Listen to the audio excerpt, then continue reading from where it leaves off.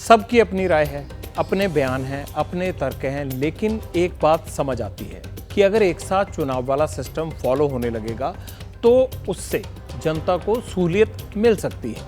उन्हें बार बार वोट देने के लिए लाइन में नहीं लगना होगा, बार बार पोलिंग स्टेशन का रुख नहीं करना होगा।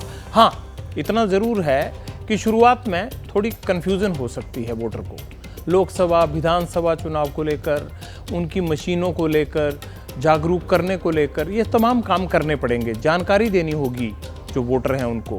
लेकिन ये सब तब होगा जब सरकार इसे लेकर कोई ठोस फैसला लेगी, कंक्रीट प्लान बनाएगी।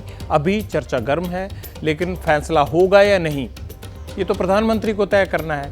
पर वोटर के मन में कोई कंफ्यूजन ना रहे, अगर कोई भी नया सिस्टम लॉन्च करना है तो उसके लिए एक रणनीति बनानी होगी और बहुत सारे संशोधन करने होंगे।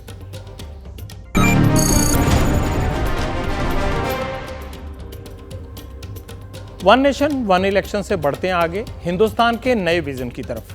10 दिन पहले ही भारत ने स्पेस टेक्नोलॉजी में अपना लोहा मनवा दिया था। चंद्रयान याद होगा, उसकी बात कर रहा हूं। तब भारत चांद से साउथ पोल पर पहुंचने वाला पहला देश बना था। हमारा मिशन चंद्रयान अब भी जारी है, लेकिन चंद्रयान 3 की लॉन्चिंग के 50 दिनों के बाद ही इसरो का एक और बड़ा मिशन तैयार हो गया है, जिसका नाम है आदित्य L1। ये मिशन सूरज से जुड़ा है, जो कुछ ही घंटों बाद सफर शुरू करने वाला है।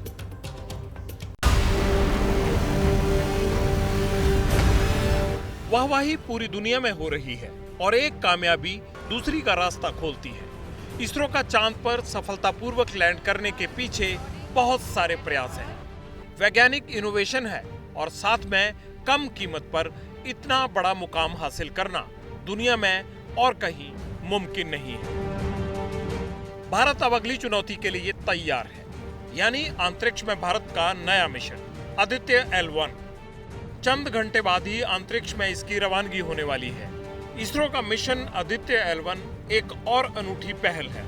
आप जो भी सोचते होंगे कि सूरज जैसे अग्निपुंज के करीब जाकर हम करना क्या चाहते हैं और हम जा क्यों रहे हैं। ये देश का पहला ऐसा अंतरिक्ष मिशन है जो सूर्य की रिसर्च से जुड़ा हुआ है, पृथ्वी का सबसे करीबी तारा है। आदित्य L1 मिशन का काम होगा सूर्य के ऊपर वायुमंडल का अध्ययन। इससे सूरज की बाहरी परत की जानकारियां जुटाई जाएंगी। आदित्य L1 एक सैटेलाइट है जिसे 15 लाख किलोमीटर दूर भेजा जाएगा और अंतरिक्ष में ये स्थापित किया जाएगा। सैटेलाइट को L1 यानी लैग्रेंज पॉइंट 1 में स्थापित करना है। बिना ग्रेविटी वाले क्षेत्र को कहते हैं लैग्रेंज पॉइंट। इसी L1 पॉइंट पर आदित्य L1 सूर्य के चक्कर लगाएगा, क्योंकि L1 पॉइंट से सैटेलाइट पर सूर्य ग्रहण का भी प्रभाव नहीं पड़ेगा। जहां इस उपग्रह को स्थापित किया जाएगा वह गुरुत्वाकर्षण के बाहर का क्षेत्र होगा। वहां से न सूरज अपनी तरफ खींचेगा और न पृथ्वी। भारत का पहला सोलर मिशन आदित्य L1 एक खिड़की की तरह सूरज के रहस्य खोलेगा और उसी खिड़की से सूरज की जानकारियां हम तक पहुंचाएगा।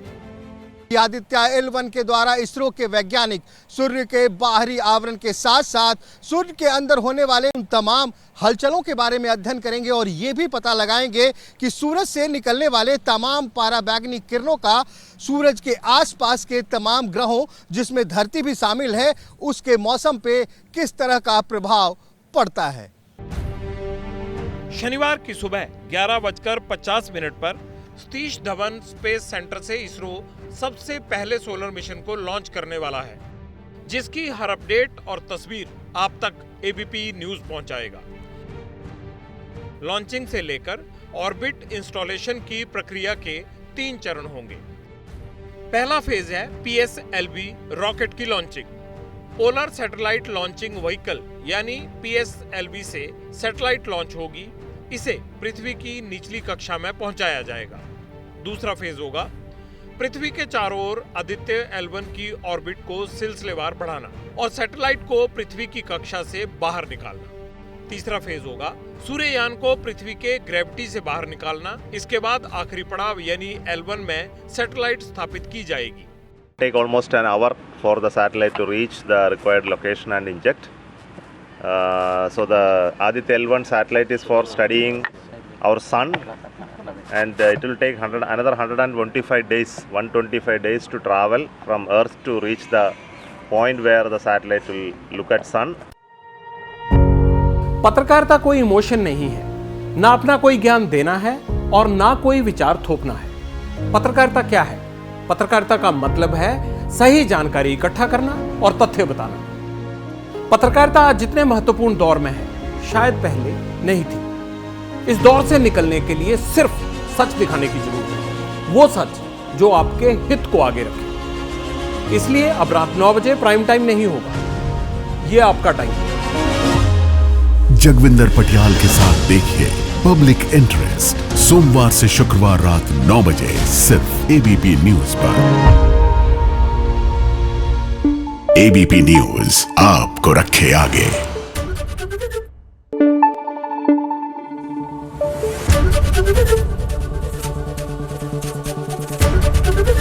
एबीपी न्यूज आपको रखे आगे।